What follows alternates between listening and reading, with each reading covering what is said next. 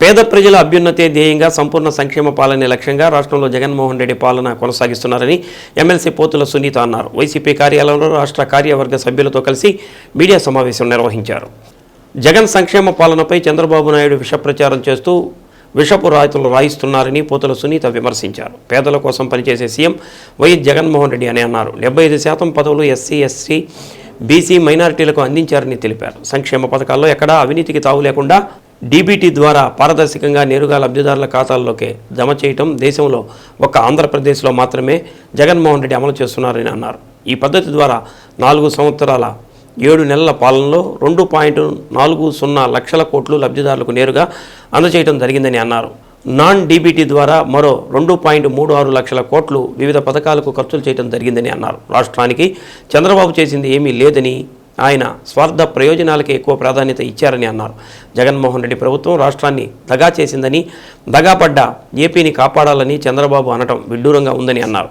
చంద్రబాబు అధికారంలో ఉండగా చెప్పిన ఏ ఒక్క హామీని అమలు చేయకుండా అన్ని వర్గాలను మోసం చేసింది నీవు కాదా అని ప్రశ్నించారు. సమావేశంలో రాష్ట్ర ప్రధాన కార్యదర్శి దారా పద్మజ, కార్యదర్శి బైరెడ్డి అరుణ, జాయింట్ సెక్రటరీ లీలాకుమారి, జిల్లా అధ్యక్షురాలు తమ్మినేని మాధవి, రీజనల్ కోఆర్డినేటర్ బడుగు ఇందిరా పాల్గొన్నారు. ఈరోజు మీరు సంపద సృష్టించుకోవడానికి, మీరు బాగుపడడానికి, మీరు సంపాదించుకోవడానికి మీరు అధికారం కావాలని చెప్పి ఈరోజు ప్రజలకి మాయ మాటలు చెప్పి, మోసపూరిత మాటలు చెప్పి ఈరోజు ప్రజల ముందుకు వస్తున్నారు. ఖచ్చితంగా మీ మోసపూరిత మాటలకి, మీ దగా రాజకీయాలకి, మీ వెన్నుపోటు రాజకీయాలకి ఖచ్చితంగా 2019లోనే మీకు బుద్ధి చెప్పారు.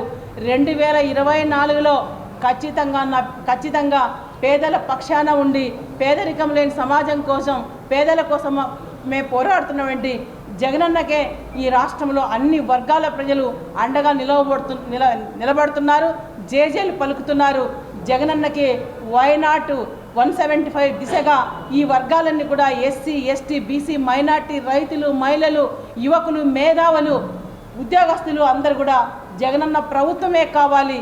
జగనన్న ప్రభుత్వం ఉంటేనే మా పిల్లలకు అమ్మఒడి ఉంటుంది, మహిళలకు చేయూత ఉంటుంది, ఆసరా ఉంటుంది, 30 లక్షల మంది పేదలకి ఇళ్ల స్థలాలు, ఇండ్లు కట్టిస్తాడు అనే నమ్మకాన్ని కల్పించి పేద హృదయాల్లో ఉన్నటువంటి మెండుగా ఉన్నటువంటి నాయకుడు జగన్మోహన్ రెడ్డి గారు ఖచ్చితంగా 2024లో జగనన్న ప్రభుత్వమే, ప్రజాప్రభుత్వమే వస్తుందనేది రాష్ట్ర ప్రజలందరూ కూడా నేను విజ్ఞప్తి చేస్తున్నాను. రాష్ట్ర మహిళా అధ్యక్షురాలుగా, ఒక బీసీ మహిళగా ఆంధ్రప్రదేశ్ ప్రజానికానికంతా కూడా మనము ఇలాంటి మోసపూరిత మాటలు, ఇలాంటి దగా చేసి మనల్ని ముంచినటువంటి ఈ చంద్రబాబు నాయుడిని, పవన్ కళ్యాణ్ని ఎట్టి పరిస్థితుల్లో నమ్మొద్దండి.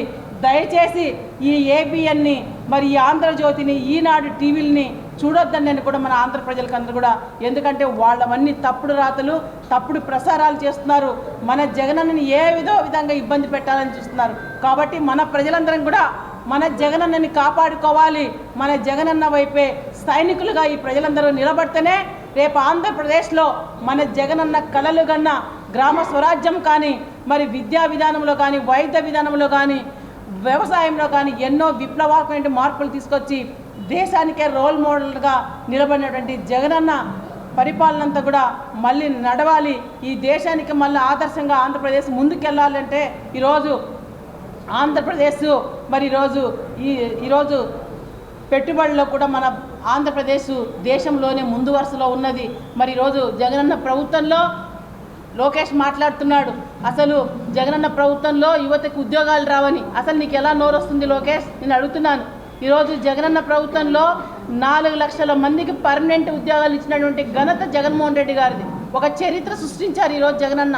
4.5 సంవత్సర కాలంలోనే గ్రామ సచివాలయాల్లో 1,40,000 ఉద్యోగాలు ఇచ్చినటువంటి చరిత్ర జగన్మోహన్ రెడ్డి గారిది. మరి వైద్య రంగంలో కూడా 56,000 ఉద్యోగాలు ఇచ్చినటువంటి చరిత్ర జగన్మోహన్ రెడ్డి గారిది.